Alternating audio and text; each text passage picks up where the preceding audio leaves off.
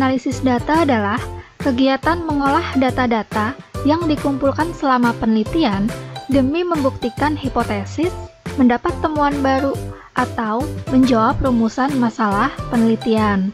Data ini ada dua jenis, data kuantitatif atau data kualitatif.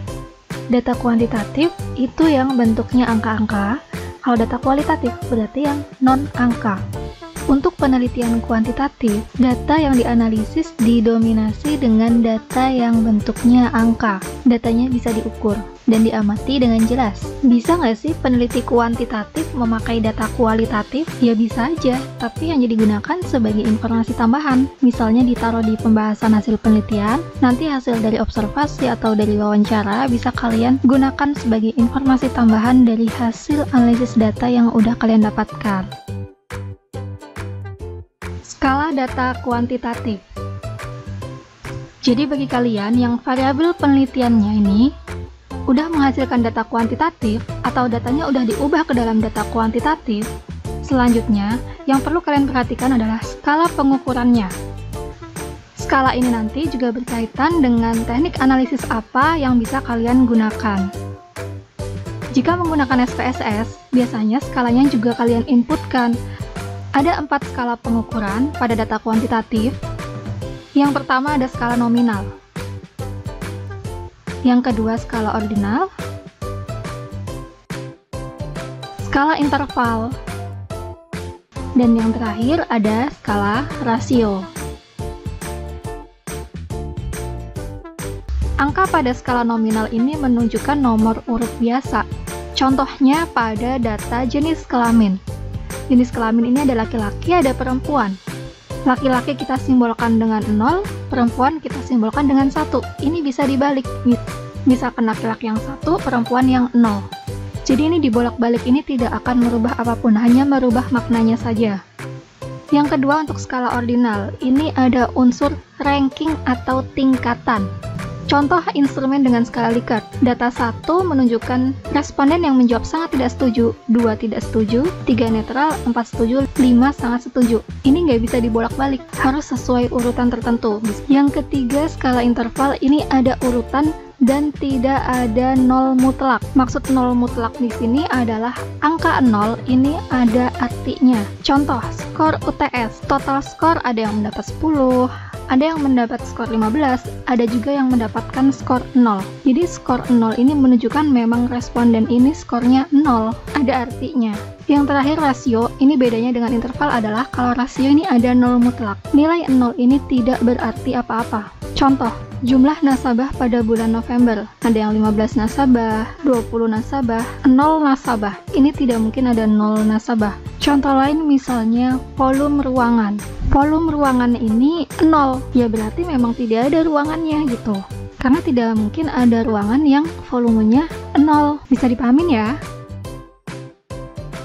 Analisis data. Jadi pada penelitian kuantitatif, analisisnya ini dibagi menjadi 2 bagian. Yang pertama, analisis deskriptif.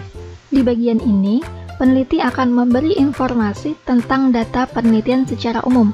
Apa saja yang disajikan? Yang pertama, penyajian data dalam bentuk tabel. Yang kedua, penyajian data dalam bentuk pengukuran pusat, ukuran penyebaran, dan bisa juga dalam bentuk grafik atau diagram dari datanya. Mean, median, modus, standar deviasi, dan lain sebagainya. Jadi output dari analisis secara deskriptif tadi, kalian buat narasinya. Kepuasan nasabah pada pelayanan M-Banking didominasi oleh nasabah berusia 20 hingga 30 tahun. 80% mahasiswa menyatakan puas dalam pelayanan M-Banking di Bank Syariah X. 2 dari 100 nasabah mengalami kesulitan pada saat pelunasan pembiayaan murabahah. Itu hanya contoh saja dan bisa kalian kreasikan sendiri bagaimana mendeskripsikannya. Langkah berikutnya masuk kepada bagian analisis inferensial. Di bagian ini, peneliti menyajikan hasil analisis yang kemudian digeneralisasikan kepada populasinya. Bisa juga untuk menguji hipotesis dan menjawab rumusan masalah penelitian. Jadi kesimpulan dari penelitian kalian nanti akan diambil dari hasil analisis inferensialnya, bukan analisis deskriptif. Nah, analisis inferensial ini dibagi menjadi 2. Yang pertama ada parametrik. Yang kedua ada non-parametrik. Peneliti yang menggunakan uji parametrik biasanya ada uji asumsi yang harus dipenuhi. Ini harus dipenuhi ya, baik itu uji normalitas, uji linearitas, uji homogenitas, dan lain sebagainya. Ini disesuaikan dengan statistik apa yang akan kalian gunakan. Menggunakan analisis regresi, ya kalian harus penuhi uji asumsinya. Jika ada uji asumsi yang tidak terpenuhi, maka kalian menggunakan uji non-parametrik. Di non-parametrik ini tidak menetapkan syarat-syarat asumsi untuk dipenuhi. Sekarang saya mau jelaskan di bagian bab 4, analisis data dan pembahasan. Ini ada di laporan penelitian kalian. Subbabnya ini disesuaikan dengan ketentuan pada fakultas masing-masing. Ini khusus yang untuk penelitian kuantitatif. Bagian gambaran umum objek penelitian, ini biasanya peneliti menjelaskan dari mana datanya diperoleh. Kalau primer ya di mana mengambil datanya, bagaimana prosesnya, bagaimana mengolahnya menjadi data penelitian yang diinput dalam software statistiknya, dan lain sebagainya. Kemudian yang kedua juga jelaskan deskripsi data penelitian. Gambaran umum tentang data secara keseluruhan itu bagaimana. Bagian yang kedua ada analisis data. Di sini kalian bisa sajikan hasil uji asumsi klasiknya. Jika menggunakan parametrik, maka harus melewati uji asumsi klasik. Kalau ada salah satu saja uji asumsi yang tidak terpenuhi, ya gimana caranya supaya dia bisa jadi terpenuhi? Misalkan kalian cek lagi datanya, ada yang bolong-bolong atau tidak. Kalau emang datanya sudah tepat, dalam statistik nanti ada penanganannya, bagaimana data yang tidak normal menjadi normal, dan lain sebagainya, hingga semua uji asumsi terpenuhi.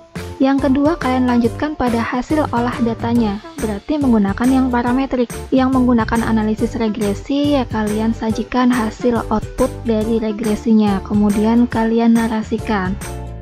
Yang ketiga, pengujian hipotesis. Kan kalian tadi udah dapat nih hasil analisisnya, nah kemudian kalian sambungkan ke hipotesis yang udah kalian buat. Ini bagi penelitian yang menggunakan hipotesis. Hipotesis nolnya ditolak atau diterima. Kalau ditolak artinya apa, kalau diterima artinya apa. Bagian yang terakhir adalah pembahasan. Ini pembahasan menyeluruh tentang hasil penelitian dalam bentuk naratif. Jika kalian menggunakan pengumpulan data tambahan, baik dengan hasil wawancara atau hasil observasi, bisa kalian sajikan di pembahasan untuk menambah informasi dari hasil analisis yang kalian dapat. Di bagian pembahasan, kalian jelaskan sejelas-jelasnya hingga rumusan masalah kalian terjawab dengan baik.